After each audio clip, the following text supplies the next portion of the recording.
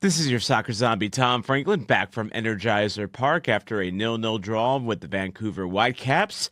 And I'm feeling kind of okay about things right now. I was very impressed and encouraged by what I saw from St. Louis tonight. Wasn't a perfect performance, but against a very good Vancouver club, I will take a point. But I do have a couple questions. Number one, what is an offsides? I don't necessarily disagree with the ruling for Conrad Vollum, but I am kind of left wondering what is an offsides. And number two, what is this bag supposed to do, like, or be? Like, this was the giveaway for fans tonight, and I mean, it's a nice bag. It's got, it's plastic, and it's like a really good quality bag, but like, am I supposed to put makeup in it or toiletries when I'm traveling? Like, I don't, it's not like a bag that you could use as a clear bag at the stadium. So someone explain to me what the purpose of this bag is. It's nice. I just want to know what I'm supposed to use it for. Anyway, while I wonder that, let's go ahead and run the intro.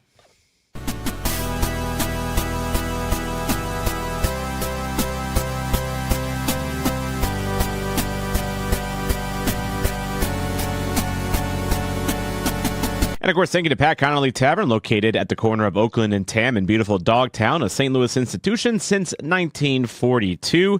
And it's a great place to catch some live music, as they have live Irish music a couple times a week. You can check out their Facebook page at Pat Connolly Tavern for updates on their music schedule. But it's also a great place to catch the game, whether you're a St. Louis City fan, a soccer fan, a St. Louis Battlehawks fan, caw, or what have you. It's just a great place to hang out, even if you just had a long day at the zoo or Forest Park. It's a great place to grab a bite to eat. Pat Connolly Tavern. Guess who's back? Back again. Bunny's back. Tell a friend. How's it going, everyone? Your soccer zombie here one day after Easter, which is why we are doing this player rankings live to give you all a chance to enjoy Easter with your family, maybe watch a little WrestleMania. As Michael Rakers points out, the ref probably came from WrestleMania. I'm sure everyone's going to have comments about the offsides call from Saturday. I have some opinions on that. We'll hit those off here pretty quickly as well. Ryan pointing out that our match was better than WrestleMania, and I no arguments here. I am not a big fan of WWE lately. I'm not a big fan of TKO and how they run things, and no, just not my thing. Just not my thing. Used to be, but not my thing. Already some comments for players. Kill Watts. Will Sutton says he redeems himself. He is off his bleep list. But then Michael asks, would you start Watts over Totland? I know which way I would probably answer on that, but we will get to that in just a little bit. Super Ravioli, Super Mario. The princess is in another castle, but Super Ravioli is here. How's it going, Super Rav? Good to see you, my friend. And as Ryan says, no one knows what an offside is. We need the Vanger rule ASAP.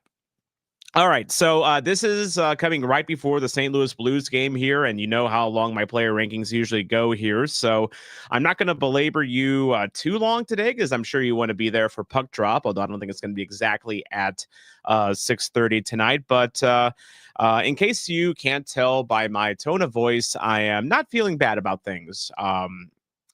Last time I wore these bunny ears, I felt bad about things, but I think there is definitely signs of encouraging progress when it comes to figuring out this offense. We know the defense can do the job, and look, Brian White didn't score against us on Saturday. Hooray! Because he has 7 goals in 4 games against us before Saturday. And guess what? He had no goals. So that's a dub. That is a dub, in my opinion, right there. And also, not only that, but Vancouver's like one of the hottest teams in North America right now, much less MLS. So to come away with a 0-0 is to me quite impressive. Quite impressive. But I will say that there are some players that I'm not especially enamored with, and we'll get to them here as we get the player rankings going here. So first things first. Yeah, Will Sutton. Imagine coming out of these 2 games with 4 points. Fans would be back on board. Yes, and you know what? Speaking of fans, being back on board, I was tracking SeatGeek all the way up to kickoff, all the way up to 7:37, which is when the ball was kicked off, and there was a lot of box office seats still available. Like I would say probably around at least 100 or so that you could still buy. I mean, no one was going to buy them because resale was a lot cheaper, but they never announced during the game that this was a sellout. And I think the official attendance from the St. Louis City article was about 17,000. First things first, I've been to games where there was about 17,000 fans in there. A good example, Nashville, when I went to Geodis Park last month for the Portland match, that was about 18,000 or so, I would say. And we were louder. We were much, much louder. By the way, the Harmaster coming in off the top rope here. No, you are not intelligent people. Why are you impressed? You sound like simpletons. Why am I impressed that we drew 0-0 against one of the best teams in MLS when we have not been doing anything all year? I mean, and had no reason to expect to get a point. So the Harmaster, just go toil in misery. You're clearly upset with things, and I'll just let you be. Will asking, what do you address the attendance to the most? The weather, Easter, the Blues? I think all three. I think it's a combination of all three plus, and I'll give the Heartmaster a credit here. I hear you. We have not been winning. So combine all those things, combine the holiday, combine playoff hockey, and combine the threat of weather, which is the reason why I don't think a fall spring schedule will work in MLS if we do go to that. Yeah, all four of those things combined to have, I think, our first non-sellout for a regular season game ever. And I can't say it was not deserved. Michael Miller, seeing what Vancouver's been doing, this is the most side I've ever been about a 0-0. Yeah, and maybe the bar, to Dahara's point, is lowered a little bit at this point to where we are celebrating that. But I mean, I think any MLS club can tell you that, drawing against Vancouver right now is not a bad thing. I just, they are a flat out good team, and we held them at bay. We held Brian White at bay. So I'm not going to complain too much about that. The offside call, am I going to complain about that? This is one of those. I think MLS just has a problem in general right now in that they're leaving way too much up to interpretation for the referee when it comes to these offside calls. And they really need to invest in that technology that the Premier League and other leagues have around the world, where it's cut and dried, whether it's offside or not. Because the rule over whether St. Louis was dispossessed on the tackle or not is incredibly gray. And even the announcers themselves, when I rewatched the game on Sunday, they were unaware of the possibility that the ball was even offside. Like, they didn't know what the delay was, and they finally kind of figured it out when the ref was going to the monitor that they were checking for offside. Do I think the offside call is? Do I think the offside call was incredibly unfair? No. The problem is, it's just that, as we saw with the game prior, with the offside call that took a goal away, it's you're talking about you still have to rely on the eye test. You still have to rely on human error, and unfortunately, you could argue that human error took away 2 goals. So yeah. And respect if you do have higher standards. I have higher standards because I want proper goal line technology, and I want proper, offside technology as well. So that's my thoughts on the offside call, and that is all that I will say about that. And I agree. Let's not do any name calling in the chat, guys. Like, don't make this the first watch along where like I have to be a hall monitor in the comments. Like, come on, guys. Admittedly, I'm not following too much what's going on. I mean, Derek's checking in from his kids' soccer practice, for God's sake. So be nice, okay? His kids are practicing right now. There's a child that could be watching his screen right now. Be nice. Be nice. All right, let's go ahead and get to some player rankings here. And we have our handy tier maker here. We rate players on 5 different categories. Smash is a great performance. Good, meh is, as you'd expect. Bad or trash is someone that was truly, truly abysmal. And lately, I've had at least one player in the trash category, and I will have one player for sure in the trash category. Um, and if you think about it, it may be the one that you expect, but I'll leave that for the towards the end of the video. First things first, Ben Lunt. Michael wants to know, first of all, how do I rate Ocampo's dancing? That's the later that we'll get to. Ben Lunt. So Ben Lunt, I don't think enough applause has been gone towards Ben Lunt's way for how admirable of a job that he has done since Berkey went down. Look, Ben Lunt's not Roman Berkey. Not many goalies are Roman Berkey. That's just a flat. That's just a fact. When you remove Roman Berkey from the equation and you go down to Ben Lunt, you are going to get a drop off in quality. But that being said, it's not been that noticeable of a drop off. I mean, I would argue that since Lunt has stepped in, he hasn't had a real shocker. Like any goals that like you can like seriously look at and say that's his fault. You can't say that. You really can't say that. And part of it's a system. Part of it is that we don't give Lunt a whole lot to do because the defense is doing its job. But I thought Saturday, Lunt had a couple decent saves, generally had good command of his area. He uses his size very well. On free kicks, he vaults up to punch the ball away or grab the ball from the air, and he uses his size very well. The guy is very tall. I stood next to him at the City Pavilion next to a Christmas tree, and he was taller than the Christmas tree for one, and he was way taller than me. The guy is an absolute giant. Michael Miller thinking that Lund deserved man of the match, and I saw that he was the fan vote for man of the match.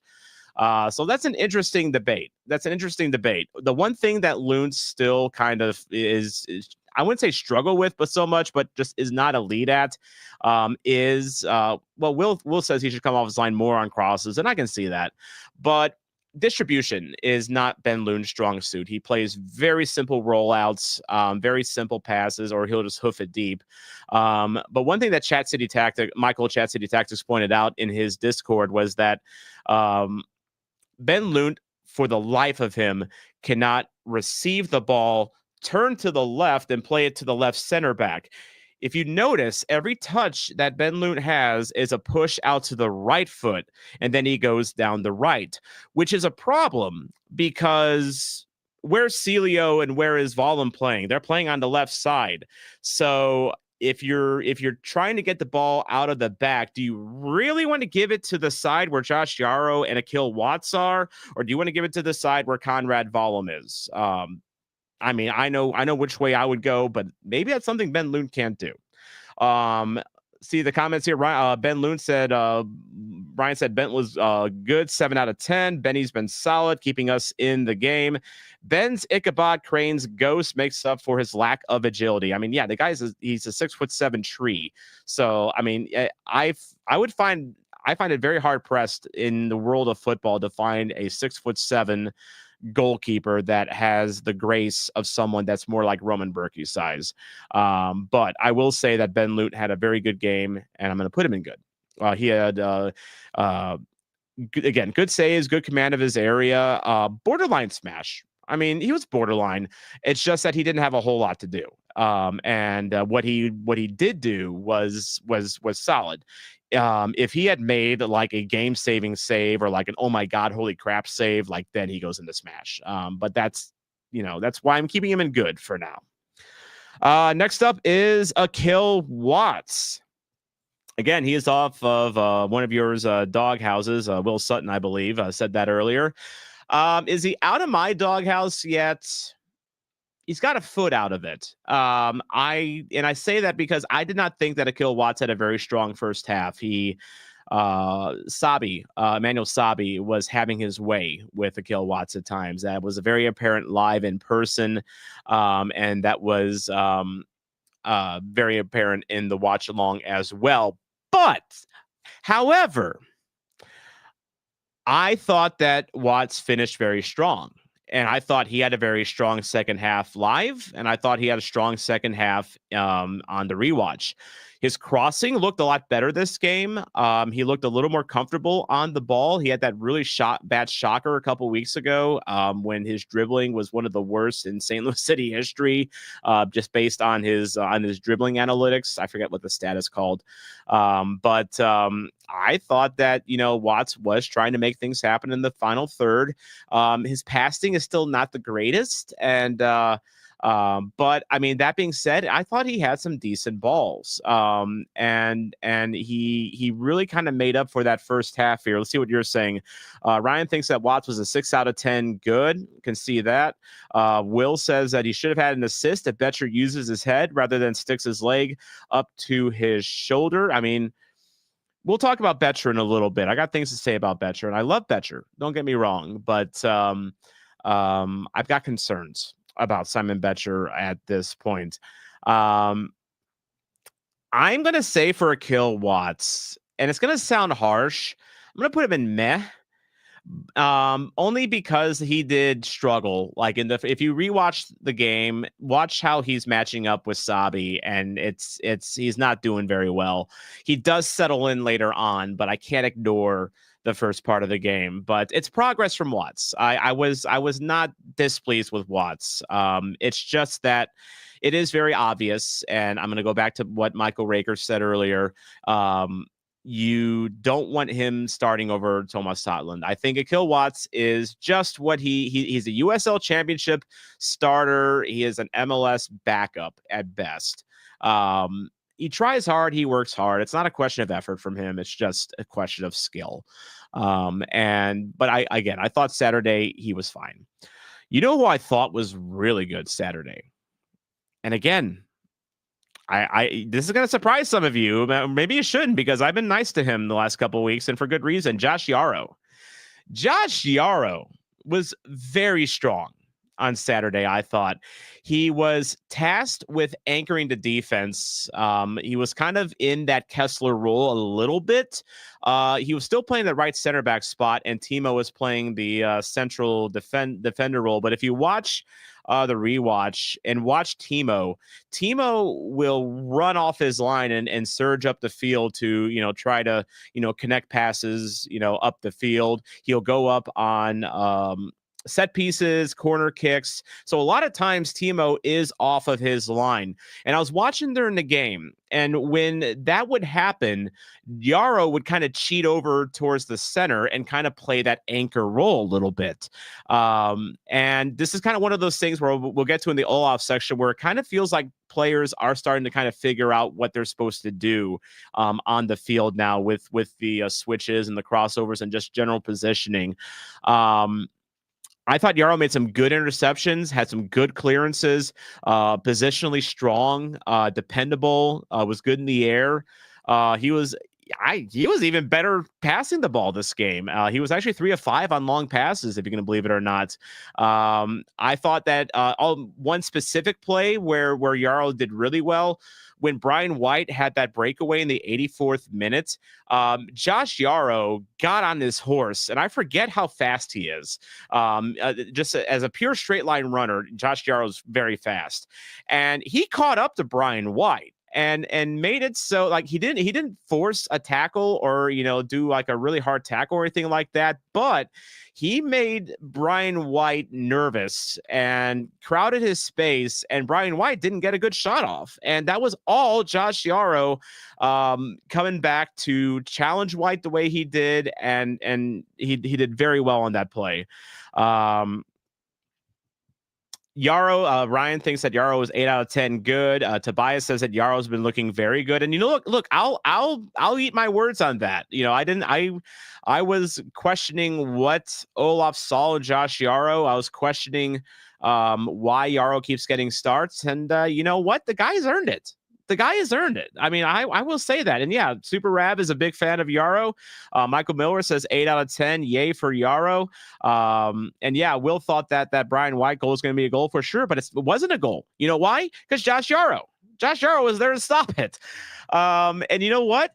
That was it was kind of a heroic performance from him when we needed someone to step up because of Henry Kessler was out. As Jerry says, Josh causing trouble. So if I was being a little unkind to Watts, I'll make up for it with Yaro. I thought Yaro smashed it. I thought Yaro absolutely smashed it. And look, Brian White didn't get on the scoreboard, and Yaro was a big reason why. For that one play alone, but just in general, he was part of the quality on defense today. So yeah, really give Yaro his flowers. Absolutely. And he's really coming into his own. Speaking of players that may be coming into their own a little bit, Timo Baumgartel. He got his second start in a row, and of course, he's someone that I was questioning where he was, and I think I've heard that it was just basically fitness with Timo, which is why we hadn't seen him very much early on. He looks fit. He looks the part. He was running. I mean, like I said, I want to see his heat map because it looked like he was playing up a lot, like, as I said, when Yaro would kind of, cheat in to, fill the central spot when Timo would play up. Timo was trying to make things work, off the line. And that's his rep. I mean, he comes with that reputation of being a progressive passer and a facilitator, as a tall center back. Made quite a few blocks, actually. His positioning was very good. Good chemistry with Yaro. Again, I thought those two played very well off each other, and I want to see more of those two together, no matter where you put them. I think it's possible that if Kessler comes back, you might have Baumgartel on the left center back and Yaro on the right center back. So I'm curious how those three, work off each other. The chemistry with Yaro makes me go back to something that I saw after the Austin game when Timo and Yaro were walking off the field, and Timo was kind of having a coaching moment with Yaro, and I could kind of tell that Yaro was very receptive and very engaged into what Timo was saying. And Timo's a veteran. He's been around the block a little bit, and I think there's just a natural chemistry with those two, and I saw that on Saturday. And I think really Timo should be a starter from here on out. I mean, not that we have much of a choice now because Kessler's out, Nilsson's out. So yeah, you kind of have to start him at this point, but he's earned it. He has absolutely earned it. Tobias, very happy I gave Yaro a smash. Jerry smelled it coming as well. Jerry, very happy with Timo, and as was I. I thought Timo was very strong. Didn't have as many standout plays as Yaro, so that's why I'm only going to give Timo a good. But it's a very good. It's not like a tenuous good. And as Jerry says, Timo is getting into rhythm with his consistent minutes, and I agree. And that's for players. You just need consistency. You need those minutes. You need those reps to get into form. So, I guess trust the process, as they would say when it comes to Olaf and this roster. I do anyway. Others may not, but I'm just seeing the signs of positivity here. Kyle Hebert. Kyle Hebert was someone that kind of like Watts. I thought that he started a little shaky off the gate, which not the first time I've seen that from him this year, but I thought he ended up having a strong game overall. He continues to be very solid in the air. Hebert did have one bad turnover very early on. He was trying to bring the ball out of the back in the 24th minute. Actually, it wasn't the 24th minute. It was actually much earlier than that. And he got dispossessed, and it led to a Vancouver counter that thankfully went nowhere. Which, again, it's concern with Kyle Hebert when he has the ball on his feet. He makes me a little nervous when he has the ball on his feet. I mean, he can make a good play now and then. It's just that I wonder with Hebert if it's just a mental thing, with the confidence in distributing, because I mean, most of the analytics community with the St. Louis City, they can tell you that, Hebert's like famous for back passing or side to side passing. So I wonder if it's just with Hebert, it's just a matter of confidence with him. But if I'm making it sound like Hebert had a bad game, he definitely did not. He was strong in the air. Had some good tackles, good plays. Had a great chance in the 44th minute. He was right there when Hartle had the free kick that went into the box that Klaus just missed on. I mean, Hebert was right there as well, and had the ball been a few inches away, I mean, we could be talking about a Kyle Hebert goal here.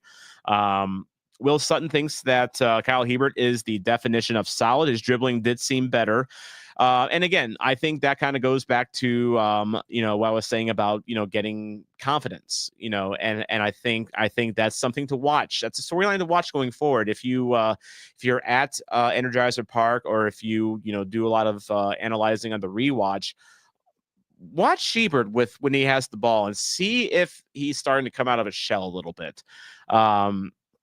Regardless, though, I think I'm going to give Kyle Hebert a good. I think Kyle Hebert had a good game, and he was part of the solution in keeping Brian White bottled up and really keeping Vancouver from doing anything. He was part of the solution. But yeah, as Jerry says, Hebert might have quick feet on the dance floor might not have quick feet on the dance floor either, but he works his ass off on the pitch. And that's probably, he's just probably one of those players that's like Yarrow, probably busts his butt in practice and impresses the gaffer to where he gets chances. So yeah, Hebert, I thought he was strong. This one, I'm going to need your opinions on. I really want to know what you think here. So Conrad Vollum is next. Conrad Vollum, he had a mixed bag for me. I thought he was strong defensively, which I continue to have full confidence in him playing wing back, either whether it's left wing back or right wing back. I think he can handle either and do fine. He had that incredible switch before he was called offsides. Forget the offside call happened. He gets the ball in the box and he is able to pick out Hartle through traffic on the other side. I mean, that is not an easy switch that he made to Hartle to set up the goal that wasn't. He again has these moments where you just like you're in awe of him a little bit. He's a fantastic dribbler. There was a few times where he was making bombing runs, down the left sideline, and he's very quick, and he works hard. But he does have a bit of an I've noticed something with Vollum, and that is I think he's got a bit of Chris Durkin in him, in that he gets tunnel vision. If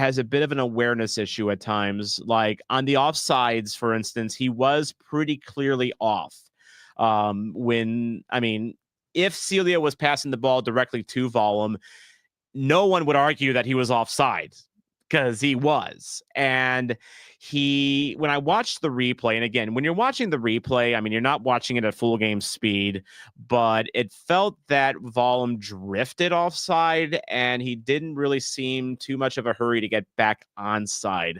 And that might be a nitpick, and that might be a little bit unfair, but there was another issue where Vollum actually ran into Joao Klaus in the 9th minute. It's not the first time I've seen Vollum run into his own player by accident, which could be a tactical positioning issue. But then there was also in the second half where Celio is still playing left wing back and he's trying to cross the ball in the box. And here comes Conrad Vollum, like Lancelot, running across the field in the Holy Grail. And he actually blocks Celio's shot. And to me, I like I said, I think that Conrad Vollum does have a bit of Chris Durkin in him, in that sometimes he just gets that tunnel vision. You can only see right here what's in front of him. At least that's what I saw on Saturday. What do you guys think about Conrad Vollum? I want to hear your comments first before I give him a grade. He does draw a lot of attention. He's just that type of player where he's going to draw a lot of fouls because he's very dangerous with the ball on his feet. He's a great dribbler. He will progress the ball up the field. He loves space. He absolutely eats space in the midfield. And so I thought he had a very strong game in that regard. He actually drew the most fouls out of any, outfield player for St. Louis, but I'm kind of teetering on meh or good for Vollum. And I have a lean.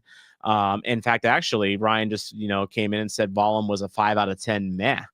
And I'm wondering that myself, because there's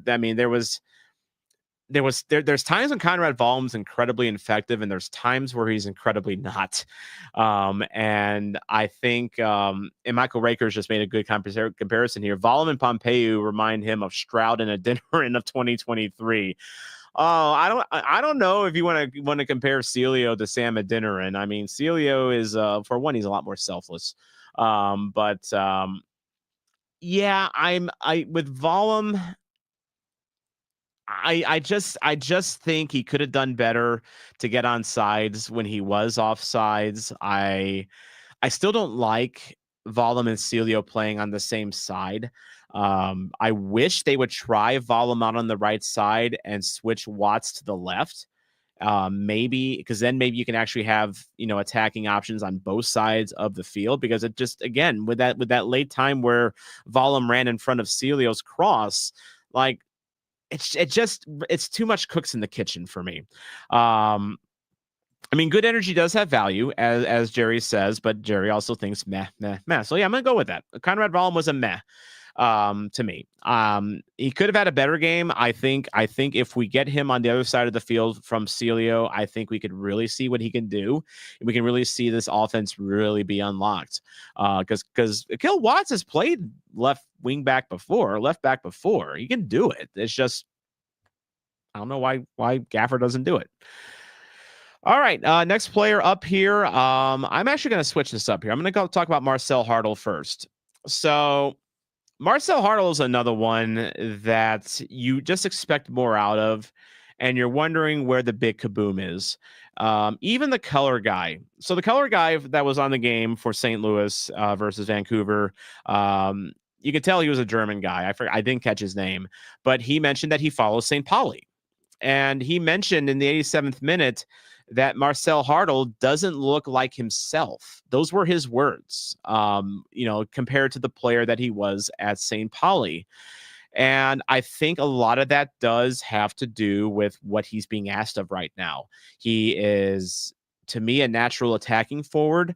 As a box-to-box midfielder, I just think that you are handcuffing him a little bit in with what he can do.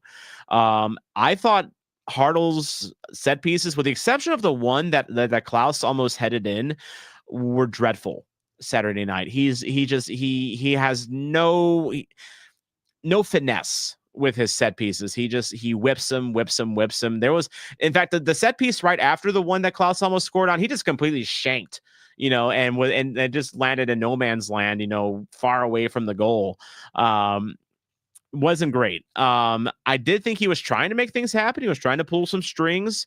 He did make Takaoka make a save in the 44th minute free kick. That's the one that Klaus almost scored on.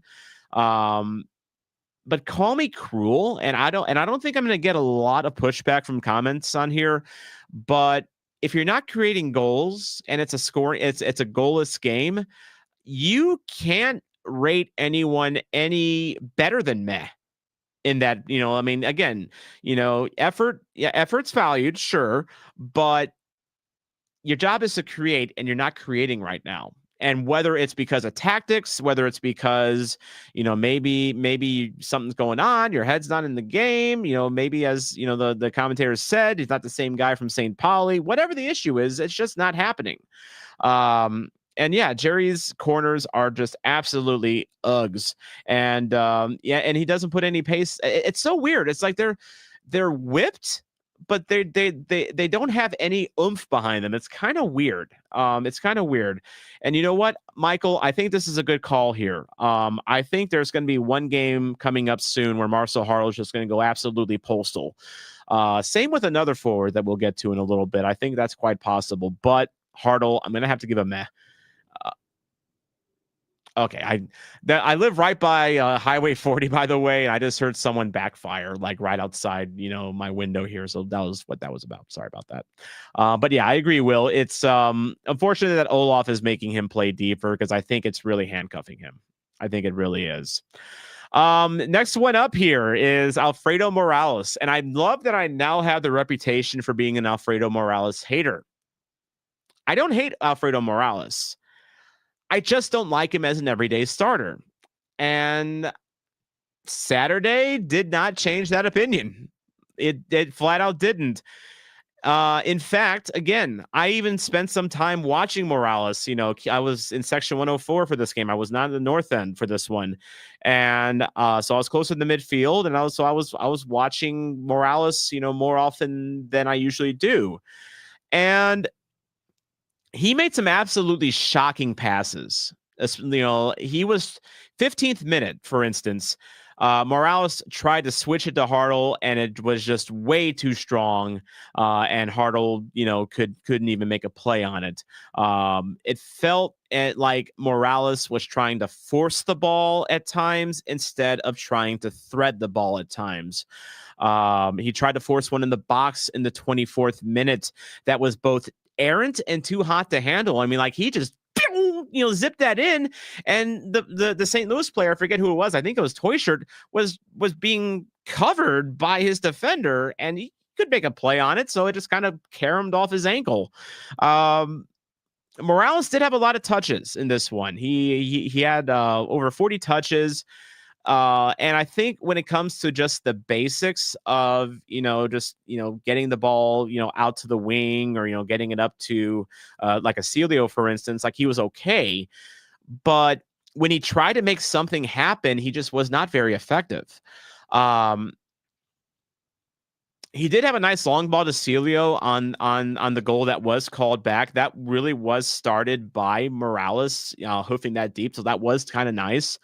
And I will say this for Morales, he did play the full 90, which I have an issue with. We'll get to that in the Olaf section, but he did look more fit in this one.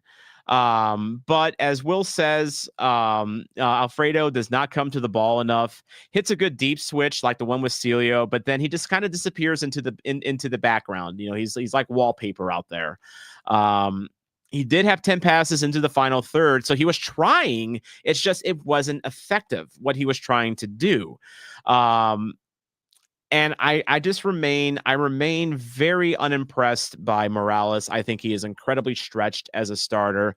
And it sounds like the Frederik Jensen deal is not going to happen. The word is that he failed his physical, which I think the evidence that Jensen is not going to happen is the fact that he played against Bochum on the 12th.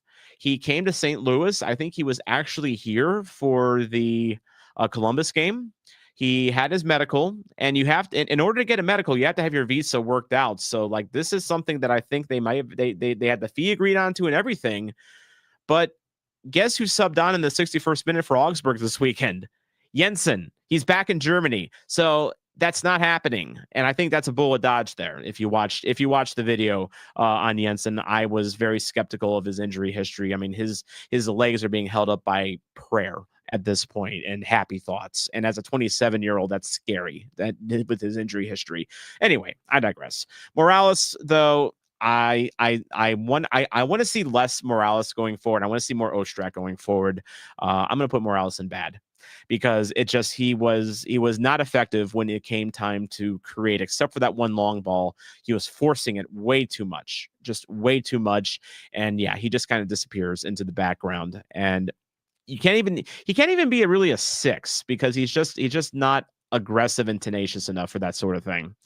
Nor do he's also someone that I think if he does try to make a sliding tackle, like you're worried about him getting hurt at this point. Moving on to Celio. Yeah, I'll go with Celio next.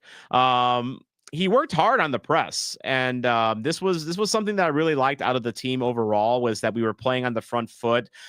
We did not have the low block going this time. It was definitely a higher block. We were definitely putting pressure on Vancouver when they had the ball in their end. Klaus was playing up, Toysher was playing up, Celio was playing up. By the way, the anthem's going on in the Blues game here. So that means we're going to be going here in just a little bit. Celio, I didn't think had a lot of touches in general. I don't think he was especially effective. In the 40th, for instance, he passed it back to Toy Shirt, and it almost kind of went behind him when they were in the box. And Toy Shirt had to kind of scramble, and he had a kind of a less than ideal chance. Kind of the same issue that I had with Morales, and that when Celio rather was trying to make something happen, it just really wasn't happening. But I did like him in general on the press. I thought his press was effective. I thought that he was trying to make things happen. It just, what I put him more in like the Hartle category than Morales. So I'm going to put him in meh. It wasn't for lack of effort. It just wasn't working out. Moving on now to Seti Toyshirt. Seti Toyshirt, I think Toyshirt is just grasping at the moment when he does have the ball at his feet. And that's the thing. He doesn't have the ball at his feet very much. I saw the passing tree for St. Louis, and he continues to be completely unlinked in this offense. And I think Toy Shirt's just one of those players, and a lot of strikers have this problem. Klaus has this problem as well, when scorers can have confidence dips, and he's in a dip right now. Didn't have a lot of touches, continues to feel like a non-factor in this offense in general, and that's partly tactics, partly because he's not even 90 minutes fit yet. He's still working his fitness up as well. And when he does have the ball at his feet, he's not clinical passing or shooting. And he's paid to make things happen, and he just did not make things happen. And I don't know why he's just kind of invisible in this offense. But if I'm gonna give Morales a bad for being invisible, I have to give Seti a bad for being invisible as well, because it just, where's the impact from him? Part of it may be circumstance, but again, if you're not generating, I can't be nice to you. A lot of people are saying meh for Seti. Jerry said meh. Jerry thinks that he's out of sync, needs consistent minutes, will be good soon, and that could be. Ryan even thought that Seti was meh. Will thought that he was meh. Consider Seti a straddle between meh and bad, but I'm concerned with Seti and his lack of anything really. Joao Klaus. Nice things from him. I thought he had a nice pickoff in the 4th minute, but then he inexplicably ignored a breaking Celio Pompeu. So this was the play in the 4th minute where, Klaus steals the ball. He's advancing up the field. He's got Seti running to his left, and he's got oceans of space next to him. And there is no way that Klaus could not have seen Celio going to his left. And instead, Klaus tries to make a ineffective pass to his right into traffic. Like, I was screaming at Klaus, like, Celio, right there, dude. But again, Klaus is dribbling a lot this year, and again, he's a 9, so maybe he shouldn't be dribbling, that much, honestly. Klaus did almost have a goal in the 44th minute on that free kick from Hartle. I mean, I guess it grazed his head a little bit, but if Klaus gets a couple more centimeters of his skull on the ball, we're talking about another Joao Klaus goal in as many games. He worked hard off the ball. But yeah, I think what you said. Will try to trick the defender. Probably overthought the play a little bit. Ryan thinks that Klaus was good. There's an argument for good. There definitely is an argument for good. I'm gonna put him in meh, but it's a good meh.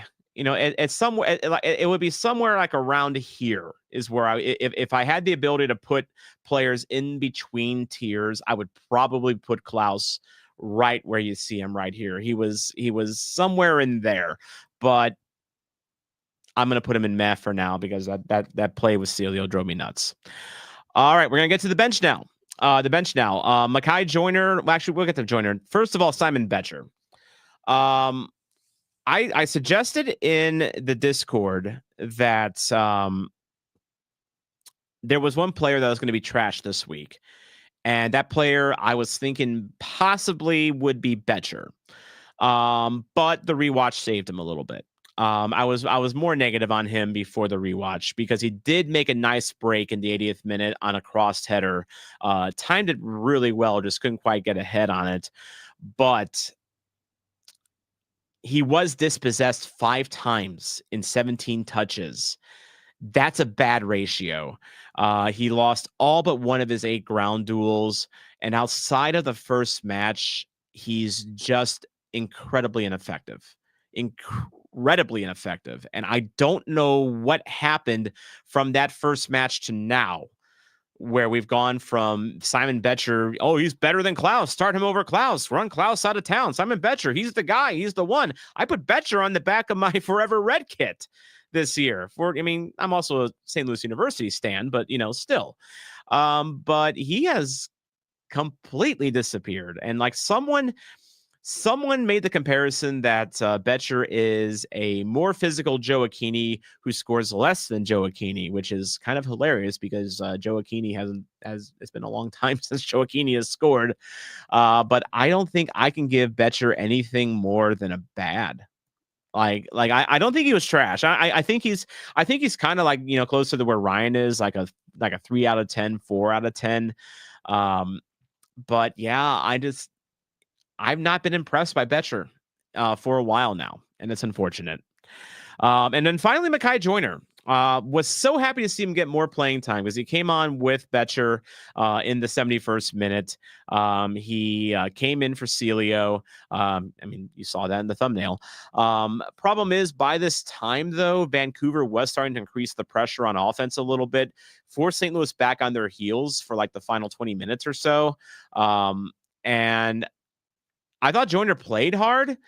He didn't have a lot of touches. He just didn't have a lot of time to shine in this one. Nothing that suggests that he can't handle MLS minutes right now.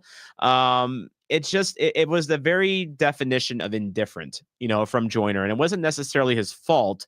It's just that he didn't have much to do. And I know what you're saying, Jerry. Grading on the curve, give the kid a good. You know what? I'll tell you what.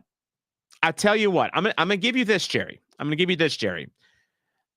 I can't give Joyner a good if I don't give Klaus a good. So I'm gonna give Klaus a good, but however, I'm gonna keep Joyner as a meh. Only because, again, he just didn't have a whole lot of opportunity. And I think, to Will's point, Vollum and Hartl wasn't trusting Joyner enough. That could be just simply because they haven't played together a whole heck of a lot. So you have, this is just Joyner's second game, and this is his first game of the year where he's had meaningful minutes. But yeah, he didn't get the ball in space. It's not a bad meh, Jerry. It's just a, I can't. He just didn't have much to work with. So that's my thing with Joyner.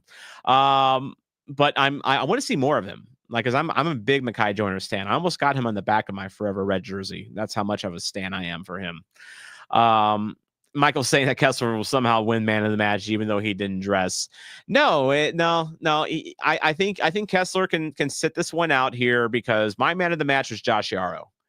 Over Ben Lunt. I just saw Josh Yarrow was incredibly strong. And if you watch the replay, you'll see that he was, this is his second man of the match, by the way, because remember, Yarrow was the Sporting KC man of the match in the, in the rant that I did, but he deserves it. He just flat out deserved it. He filled in for Kessler very admirably. And, yeah, I'm very happy with Josh Yarrow right now. Didn't think I would say that. So Olaf, we'll wrap this up here real quick because the Blues game's going on right now. Olaf played more of a 3-4-3 this game, and was definitely more on the front foot. I like the forward-thinking approach. It looked like we were definitely in this one. We deserved to be in it. Possession was even about 50-50 at one point. And this was about as confident as I've seen St. Louis looking on offense right now. They really shut down Brian White. Vancouver in general never really had a moment except for that Brian White breakaway that Yarrow snuffed out where I thought, oh my God, they're going to score. We didn't let them have anything. We just didn't let them have anything. The only knock I'm going to give Olaf is his use of subs or lack thereof. You can make the argument that we were looking good down the stretch to the point where you can question, do we even need a sub? I know Totland was up, warming up at one point, then he sat back down. I wonder if he was going to come on for Watts for the final 30 had Totland been healthy, but he wasn't.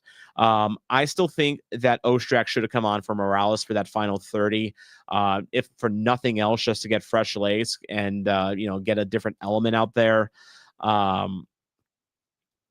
I Olaf seems really shy on using his subs so far.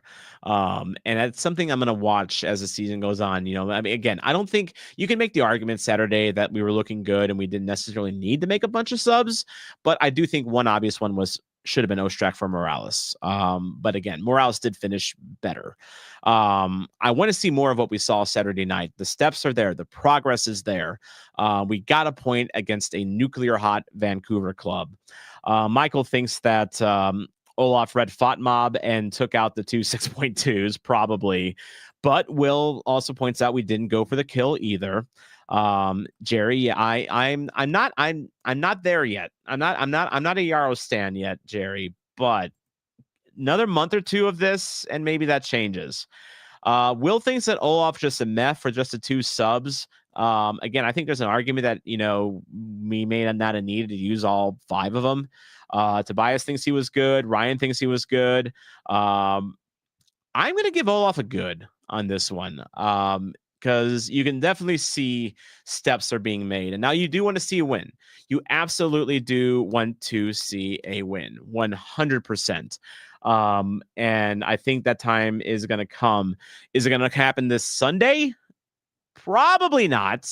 Probably not, because we're going to LAFC this coming Sunday, which, by the way, I will have a watch along for that for the game. It's my first away watch along in some time. I'm also going to do a watch along this Saturday for the KC Current, because I tried to do one a couple Saturdays ago, and poor Musa Seka, he had to carry the damn thing for me because my internet was having an absolute stroke. By the way, it looks like everything is going fine tonight. I haven't had any issues tonight, which is, hooray.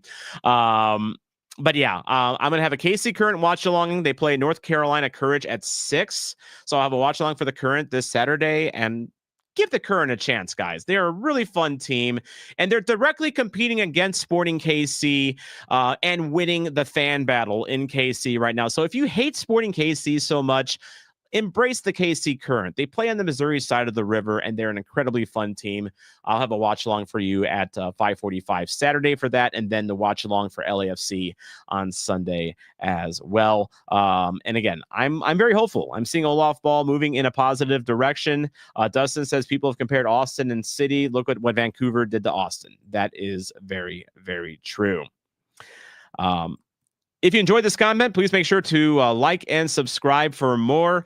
If you have any thoughts on where I ranked players, you think I was too harsh on Morales, you think I was too nice to other players like Hebert, maybe, let me know in the comments below if you watch this later on.